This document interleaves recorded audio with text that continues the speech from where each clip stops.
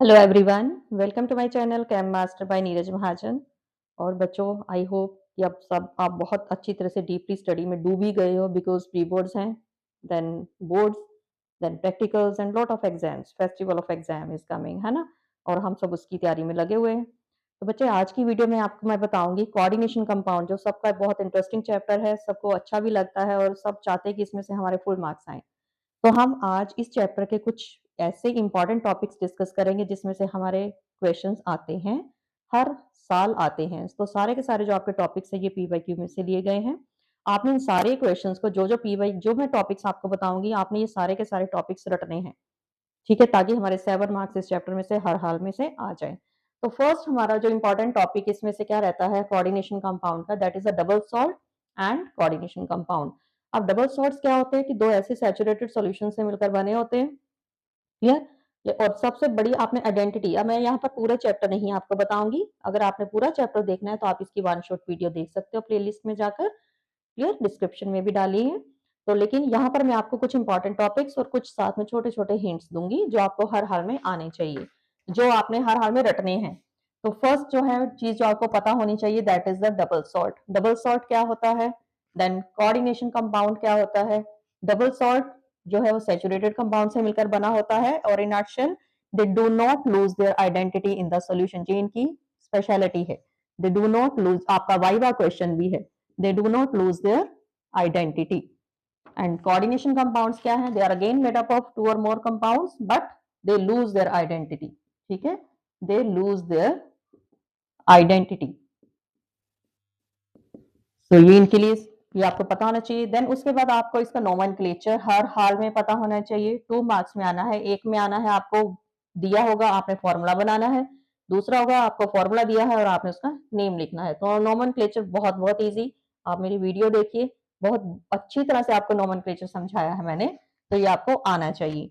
Next हमारे पास आती है important terms, that is a ligands.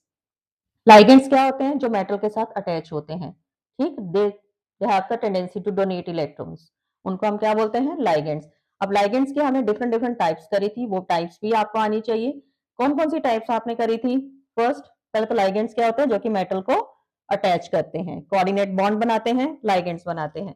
उसके बाद है हमारे मोनोडेंटेट लाइगेंड, डेंट इनकी टाइप्स हैं, monodentate, bidentate, bidentate, and then इसके बाद आते हैं हमारे polydentate ligands, polydentate. And one more term जो है वेरी वेरी इंपॉर्टेंट, जिसका क्वेश्चन हर साल ही आपको आता है, एम्बीडेंट लाइगेंड्स, बहुत बहुत इंपॉर्टेंट, ठीक है, तो ये आपको पता होने चाहिए। अब मोनोडेंटेट लाइगेंड्स क्या होते हैं, जिनकी they have only one donor atom, ठीक है, ओनली वन डोनर एटम। तो इसके लिए आप एग्जाम्पल क्या दे सकते हो, O H negative, C L negative, water. Then bidentate में आपके एग्जाम्पल क्या आएंगे, which has two donor atoms, इसमें आप दे सकते हो आपके ऑक्सलेट आयंस दे सकते हो, आप इथिलीन डायमीन आप दे सकते हो, ठीक है, जिसका फॉर्मूला है CH2NH2, CH2NH2, शॉर्ट में हम EN लिखते हैं इसको। पॉलीडेंट में क्या है, जिसमें मोर देन टू, 3 4 5 6 भी आ सकता है, और इसका बेस्ट एग्जाम्पल है हमारा EDTA6, हेक्साडेंटेट लाइगेंड है ये, ठीक है, इथिलीन डायमीन टेट्रा एसीटेट। तो इसका स्ट्रक्चर भी आपको कई बार पूछ लिया जाता है, तो इसका स्ट्रक्चर भी आपको आना चाहिए। मैं यहाँ पर आपको स्ट्रक्चर बना के दिखा देती हूँ, जो जो आपने बोलना है वही लिखना है, सो ये नहीं कि मुझे तो बनाना ही नहीं आता। टेट्रा एसीटेट, ठीक है, ये आपने टेट्रा एसीटेट साथ में बना देना है, क्लियर, ये आ गया आपका EDTA। उसके बाद है एम्बिडेंट लाइगेंड्स क्या होते हैं, they have to donor atoms, bidentate के भी दो डोनर एटम्स हैं, एम्बिडेंट के भी दो डोनर एटम्स हैं, but at the time only one, इसमें जो है चाहे इसके दो डोनर एटम्स हैं, but at the time only one form coordinate bond with the metal, this is the difference between the bidentate and ambidentate. It has two donor atoms but at a time only one form coordinate bond with the metal. तो ambident ligands के आप example क्या दे सकते हो, NO2 negative, cyanide, ठीक है, अगर N अटैच करेगा तो नाइट्रिटो, O अटैच करेगा तो O नाइट्रिटो। तो डिपेंडिंग अपॉन की N भी अटैच हो सकता है, O भी अटैच, लेकिन at a time only one will form the coordinate bond. Next हमारे पास टर्म आती है चिलेटिंग लाइगेंड। ये सारी टर्म्स हैं जो आपके 1 मार्क में आपको क्वेश्चंस आते हैं। चिलेटिंग लाइगेंड क्या होता है, when A polydentate ligand has, polydentate का मतलब मोर देन टू, और वो मेटल को ऐसे जकड़ लेते हैं, ठीक है, उसके आसपास एक शिकंजा सा बना लेते हैं और उसको पकड़ लिया, पिंजरा सा बना लिया, उसको क्या बोलते हैं हम? चिलेशन। क्लियर? एक केज लाइक स्ट्रक्चर बना लेते हैं जिसको हम बोलते हैं चिलेशन, और इसका बेस्ट एग्जांपल है ईडीटीए। ठीक है, और जब ये चिलेटिंग हो जाती है तो chelating ligand form very very stable complex. MCQ का question, chelating ligand EDTA chelation का काम करता है, केज लाइक स्ट्रक्चर बनाता है। जब केज लाइक स्ट्रक्चर बनाता है it forms very very stable complex, it form very very stable complex जो चिलेशन के बाद बनता है, because entropy increases and the process become favourable, इसलिए ये स्टेबल होता है। Entropy increases and the process becomes favourable. तो ये थी हमारी चिलेशन और चिलेटिंग लाइगेंड के बारे में। देन उसके बाद नेक्स्ट हमारी टर्म आती है कोऑर्डिनेशन नंबर। कोऑर्डिनेशन नंबर क्या होता है? It is the nearest neighbours, एक मेटल को आसपास कितने लाइगेंड्स, कितने उसके नियरेस्ट नेबर्स हैं, उसको हम क्या बोलते हैं? Coordination number. ठीक, तो ये आपको टर्म्स पता होनी चाहिए। कोऑर्डिनेशन नंबर क्या होता है? That is a number of nearest neighbours. तो कोऑर्डिनेशन नंबर अगर 4 है, कोऑर्डिनेशन नंबर 4 भी हो सकता है, 5 भी हो सकता है, 6 भी हो सकता है। अगर कोऑर्डिनेशन नंबर 4 है तो हाइब्रिडाइजेशन क्या रहेगी? sp3 या dsp2। और अगर sp3 रहेगी तो ज्योमेट्री टेट्राहेड्रल है, dsp2 रहेगी तो ज्योमेट्री स्क्वायर प्लेनर है। देन अगर 5 है तो आपकी हाइब्रिडाइजेशन क्या रहेगी? sp3d रहेगी, और ज्योमेट्री क्या रहेगी? Trigonal bi pyramidal, trigonal bi pyramidal. पता होने चाहिए, आपके 1 1 मार्क के क्वेश्चन है, एमसीक्यूज में भी आते हैं। अगर आपकी कोऑर्डिनेशन नंबर 6 है, अब जो हाइब्रिडाइजेशन है वो क्या रहेगी? sp3d2 या d2sp3। अगर तो sp3d2 है तो हाइब्रिडाइजेशन, और अगर d2sp3 है तो हाइब्रिडाइजेशन क्या रहेगी? 6 में हमारी हाइब्रिडाइजेशन हमेशा, हाइब्रिडाइजेशन डिफरेंट होती है, ज्योमेट्री हमेशा ऑक्टाहेड्रल आएगी। ठीक, नेक्स्ट उसके बाद आपने करनी है वर्नर थ्योरी। वर्नर थ्योरी के मेन जो पॉइंट्स है, 2 3 पॉइंट्स बहुत इंपॉर्टेंट है। उसमें से मेन पॉइंट है प्राइमरी वैलेंसी, आपको पता होना चाहिए, इसका भी आपका 1 1 जो है क्वेश्चन आता है। Then secondary valency. अब primary valency and secondary valency क्या है? जो प्राइमरी वैलेंसी है it tells us the oxidation number. हम जब नोमेनक्लेचर करते हैं तो मेटल का ऑक्सीडेशन नंबर निकालते हैं, तो primary valency corresponds to the oxidation number.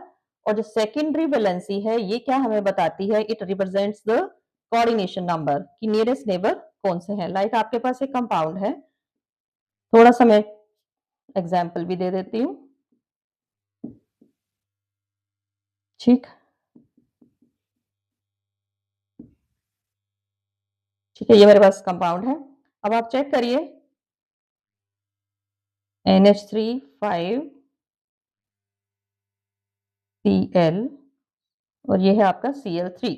चलिए, अकॉर्डिंग टू वर्नर थ्योरी मुझे यहाँ पर इसका देखना है, मेरा प्लाटिनम है, प्लाटिनम मेरी मेटल है, इसका ऑक्सीडेशन नंबर कितना है? ऑक्सीडेशन नंबर आया 4। अब इसकी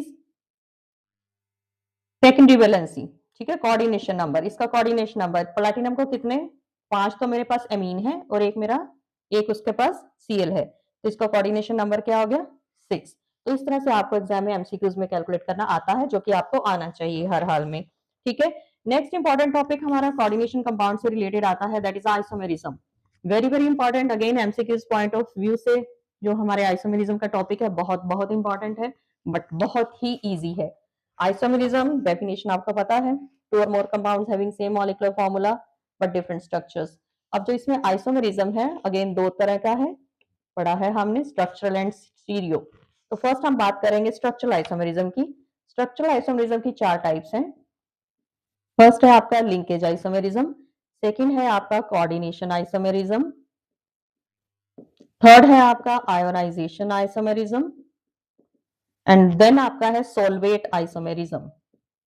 ठीक, मैं सभी का एक एक आपको करवाती हूँ। लिंकेज आइसोमेरिज्म क्या है? It is due to ambident ligand.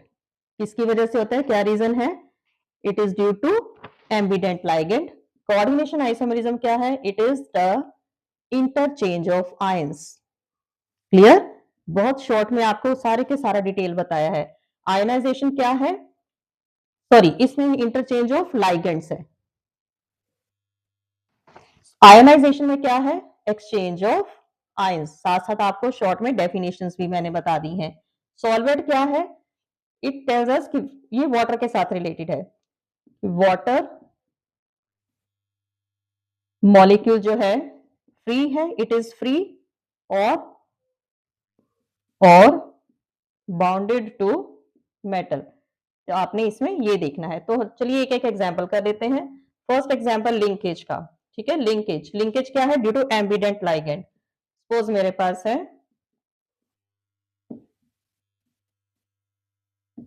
ये कंपाउंड है, अब इसमें एम्बिडेंट लाइगेंड क्या है? NO2। इसका मुझे आएगा कि एमसीक्यूज में 4 आपके इसके ऑप्शन दिए होंगे, तो आपने किस पर टिक करना है? राइट आंसर इसका क्या हो रहेगा? आप देख सकते हैं एम्बिडेंट लाइगेंड, यहाँ पर N जो है वो बॉन्डिंग कर रहा है, यहाँ पर O कोऑर्डिनेट बॉन्ड बना रहा है। सो this is second isomer of linkage. ठीक। सेकंड में बात करती हूँ coordination isomerism, this that is the interchange of ligand. चलिए एक एक एग्जांपल है तो आपको बहुत अच्छी तरह से क्लैरिटी हो जाएगी। अब interchange of ligand very easy, क्या करना है आपने? CO के साथ CN को ले आइए और CR के साथ NH3 को ले आइए। हो गया ये इसका आंसर, ये हो गया आपका कोऑर्डिनेशन आइसोमेरिज्म। नेक्स्ट आती है बात, ये किसको रिप्रेजेंट करा है? ये है हमारा लिंकेज, ठीक है, क्लैरिटी के लिए। ये किसको रिप्रेजेंट कर रहा है? कोऑर्डिनेशन। अब मैं बात करूंगी आयोनाइजेशन एंड सॉल्वेट आइसोमेरिज्म की। आयोनाइजेशन एंड सॉल्वेट, इसकी वन शॉट वीडियो जरूर देखना ताकि आपको बहुत डिटेल में उसमें हमने करा हुआ है। तो थर्ड हम बात कर रहे हैं ionization isomerism, that is exchange of ions. चलिए इसका एग्जांपल हम ले लेते हैं।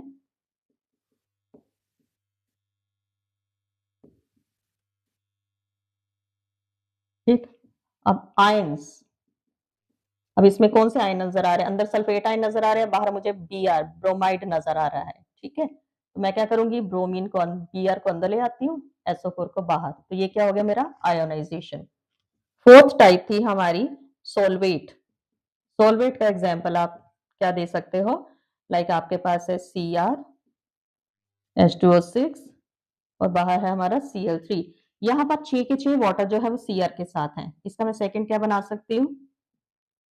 5, एक वाटर फ्री हो गया है और उसकी जगह एक Cl अंदर आ गया है। ठीक, इसका मैं एक और भी बना सकती हूँ आइसोमर। अब इसमें से मैंने 2 निकाल दिए, 2 Cl अंदर आ गए और यहाँ पर एक Cl। So this is solvate isomerism. तो वेरी इंपॉर्टेंट, आपके एमसीक्यूज पॉइंट ऑफ व्यू से भी किसी फॉर्म में बहुत बहुत इंपॉर्टेंट टॉपिक है जो आपको हर हाल में ही करना है।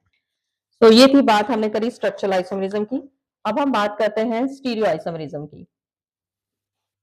स्टीरियो आइसोमेरिज्म, स्टीरियो आइसोमेरिज्म में अगेन हमारे दो आ जाते हैं, ज्योमेट्रिकल एंड ऑप्टिकल। तो पहले हम बात करेंगे ज्योमेट्रिकल आइसोमेरिज्म की। ज्योमेट्रिकल आइसोमेरिज्म की अगेन दो टाइप्स आ जाती हैं, सिस एंड ट्रांस।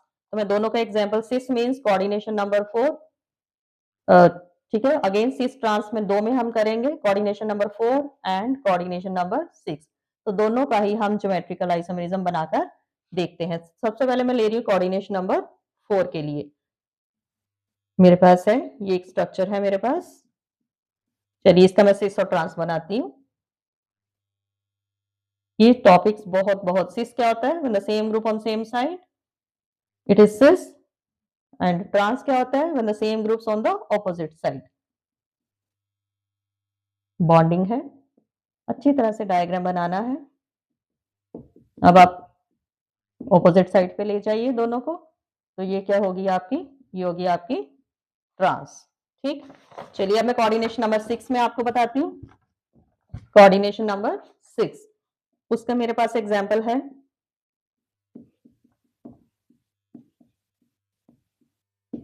चलिए इसका मैं बनाती हूँ अगेन। अब इस केस में आपने कैसे देखना है?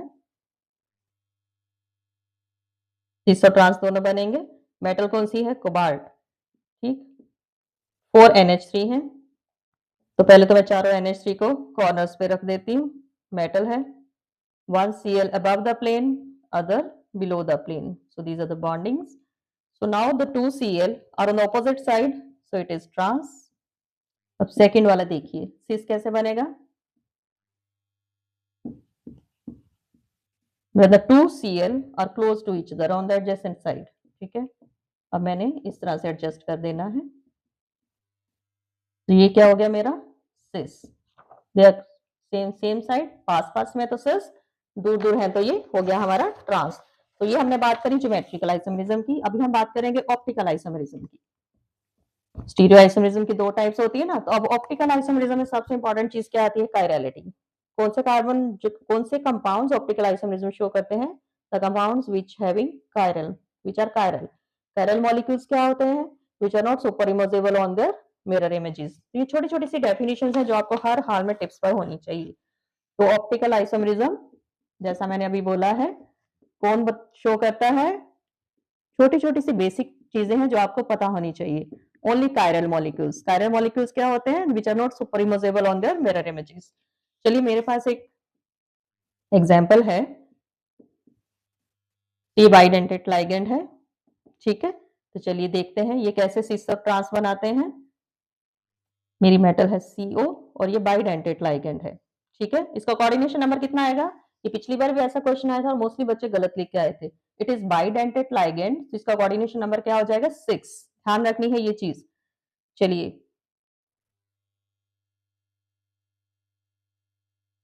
ये बीच में है इथिलीन डाइअमीन, इथिलीन डाइअमीन, इथिलीन डाइअमीन, ये ऑन द सेम साइड पे है, ठीक है। अब इसको ये हमारा मिरर है, ये are not superimposable on their mirror images. So let's see इसका दूसरा इनेंशियमर कैसे बनेगा, ठीक। ये बना एक ये बनेगा, ठीक है। these are not superimposable on their mirror images। ये मैंने इस साइड बनाए, वेट थोड़ा सा,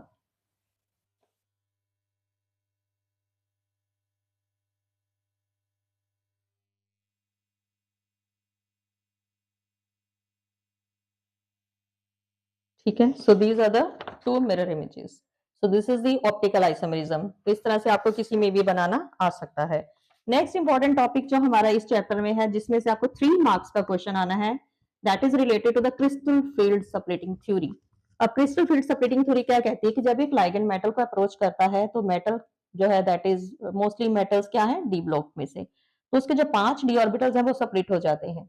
किसमें हो जाते हैं? T2G एंड EG में हो जाते हैं। तो जो ये T2G एंड EG की सेपरेटिंग है, ये हमारे टेट्राहेड्रल और ऑक्टाहेड्रल के लिए अलग अलग से है।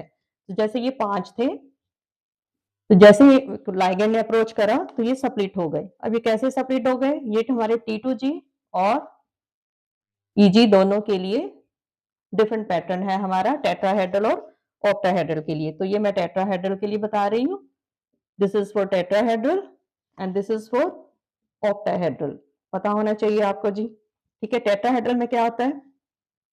2 ऊपर ऑर्बिटल्स, 3 नीचे। इसमें 3 ऊपर 2 नीचे, ठीक है।